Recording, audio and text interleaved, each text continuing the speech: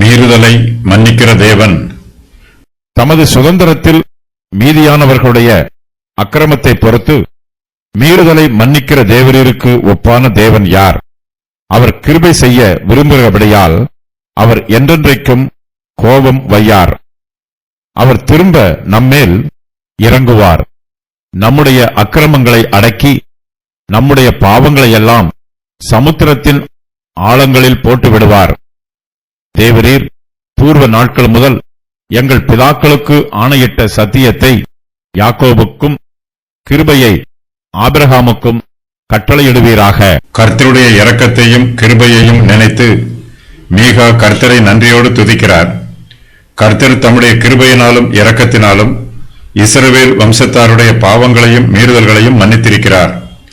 அவர்களுடைய பாவங்களினாலேயே கர்த்தர் அவர்களை அந்நிய தேசத்து சிறையிருப்புக்கு அனுப்பினார். கர்த்தர் நீதி உள்ளவர். அவர் தம்முடைய நீதியை வெளிப்படுத்தும் போது தம்முடைய கிருபையையும் இரக்கத்தையும் வெளிப்படுத்துகிறார். இஸ்ரவேல் வம்சத்தாருடைய பாவங்களின் நிமித்தமாய் அவர்களுக்கு தண்டனை கிடைத்தது. அவர்கள் அந்நிய தேசத்து சிறையிருப்புக்கு போனார்கள். கர்த்தருடைய மன்னிக்கும் கிருபையினால் கர்த்தர் இஸ்ரவேல் புத்திரருடைய பாவங்களை மன்னிக்கிறார். அந்நிய தேசத்து சிறையிருப்பில் இருக்கிற தம்முடைய ஜனத்தை விடுவித்து அவர்களுடைய சொந்த தேசத்திற்கு அவர்களை அழைத்துக் கொண்டு போகிறார். கர்த்தாவே, உமது தேசத்தின் மேல் பிரியம் வைத்து யாக்கோபின் சிறையிருப்பை திருப்பினீர். உமது ஜனத்தின் அக்கிரமத்தை மன்னித்து அவர்கள் பாவத்தை எல்லாம் மூடினீர். சங்கீதம் 85:1-2. வியாதிப்பட்டிருக்கிறேன் என்று நகரவாசிகள் சொல்லுவதில்லை. அதில் வாசமாயிருக்கிற ஜனத்தின் அக்கிரமம் மன்னிக்கப்பட்டிருக்கும். ஏசாயா 33:24. இதோ சமாதானத்துக்கு பதிலாக மகா கசப்பு வந்திருந்தது. தேவரீரோ என் ஆத்மாவை நேசித்து அழிவின் குழிக்கு விலக்கினீர். என் பாவங்களையெல்லாம் உமது முதுகுக்கு பின்னாக எரிந்து விட்டீர். ஏசாயா 38:17. என் ஜனத்தை ஆற்றுங்கள், தேற்றுங்கள். எருசலேமுடன் பட்சமாய் பேசி அதன் போர் முடிந்தது என்றும் அதன் அக்கிரமம் நிவர்த்தியாயிற்று என்றும் அது தன் சகல பாவங்களின் நிமித்தமும் கர்த்தரின் கையில் இரட்டிப்பாய் அடைந்து தீர்ந்தது என்றும் அதற்கு கூறுங்கள் என்று உங்கள் தேவன் சொல்லுகிறார். ஏசாயா 40:1-2. கர்த்தர் இஸ்ரவேல் ஜனங்களை அந்நிய தேசத்து சிறையிருப்பில் இருந்து விடுவிக்கிறார். அவர்களை அதிசயங்களை காணப்பண்ணுகிறார். புறஜாதிகள் இதை கண்டு ஆச்சரியப்படுகிறார்கள்.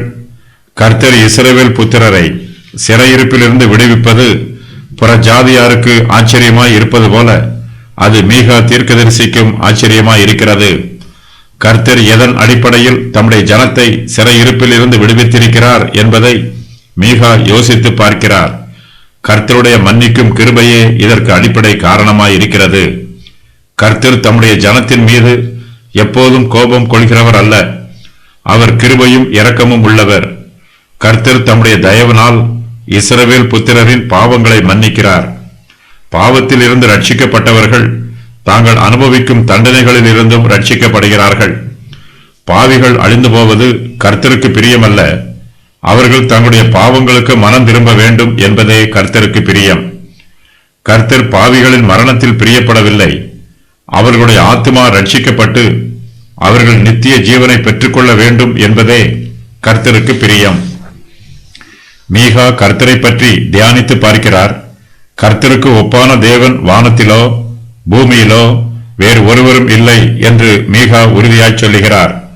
தமது சுதந்திரத்தில் மீதியானவர்களுடைய அக்கிரமத்தை பொறுத்து மீறுதலை மன்னிக்கிற தேவரீருக்கு ஒப்பான தேவன் யார்? அவர் கிருபை செய்ய விரும்புகிறபடியால் அவர் என்றென்றைக்கும் கோபம் வையார் என்று மீகா இஸ்ரவேலின் தேவனை புகழ்ந்து துதிக்கிறார். கர்த்தர் நம்முடைய பாவங்களை மன்னிப்பது போல இந்த உலகத்தில் உள்ள எந்த நியாயாதிபதியும் நம்முடைய பாவங்களையோ அல்லது நம்முடைய அக்கிரமங்களையோ மன்னிப்பதில்லை. கர்த்தருடைய வழிகள் நம்முடைய வழிகளை போன்றது அல்ல. கர்த்தருடைய நினைவுகள் நம்முடைய நினைவுகளை போன்றதும் அல்ல. கர்த்தர் தேவன், அவர் மனுஷன் அல்ல. அவருடைய கிருபை என்றும் உள்ளது. கர்த்தர் திரும்ப நம்மேல் இறங்குவார்.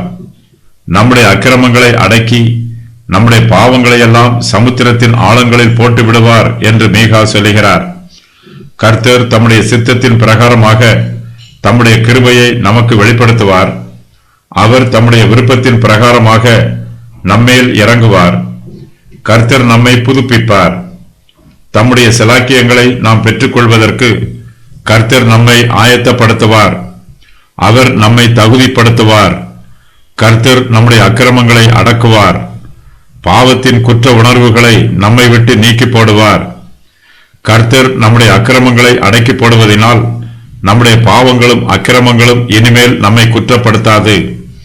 கர்த்தர் பாவத்தின் வல்லமைகளை முறித்து போடுகிறார்.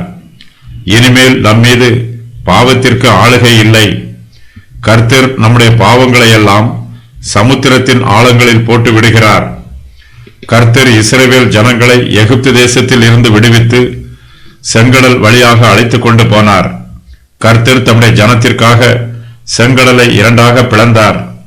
பார்வோனும் எகிப்தியர்களும் செங்கடல் வழியாக இஸ்ரவேல் ஜனங்களை பின்தொடர்ந்து வந்தார்கள். கர்த்தரோ பார்வோனையும் அவனுடைய சேனையையும் செங்கடலின் ஆழங்களில் போட்டுவிட்டார். கர்த்தர் நம்முடைய பாவங்களை மன்னிக்கும் போது அதை மறந்தும் விடுகிறார். மன்னிக்கப்பட்ட பாவங்களை கர்த்தர் இனிமேல் நினைத்து பார்ப்பதில்லை.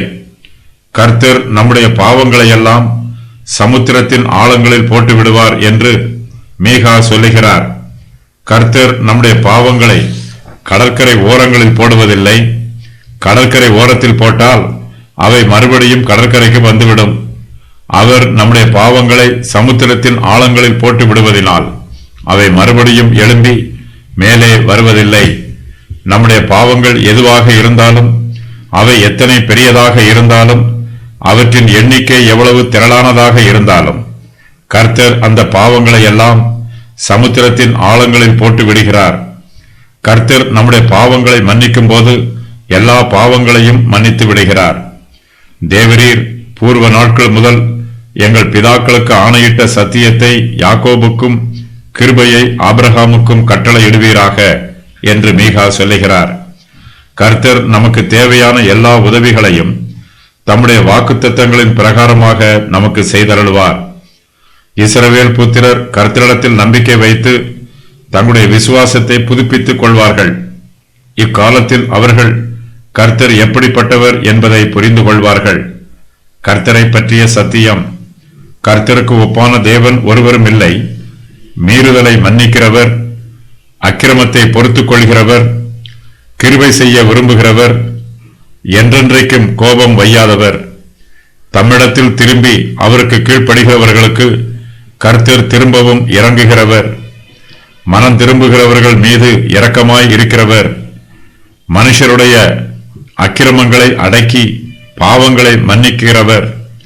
அறிக்கை செய்யப்பட்ட பாவங்களை எல்லாம் சமுத்திரத்தின் ஆழங்களில் போட்டு விடுகிறவர். ஆபிரகாம், ஈசாக்கு, யாக்கோபு ஆகியோருக்கு கட்டளையிட்ட சத்தியத்தையும் கிருபையையும் நிறைவேற்றுகிறவர். கர்த்தர் நம்முடைய பாவங்களை எல்லாம் சமுத்திரத்தின் ஆழங்களில் போட்டு விடுவார். பாவம் செய்தவன் மனம் திருந்தி தன்னுடைய பாவங்களை கர்த்தரிடத்தில் அறிக்கையிட்டால் கர்த்தர் அவன் செய்த பாவங்களை மறந்து விடுவார். அதை மறுபடியும் நினைத்து பார்க்க மாட்டார்.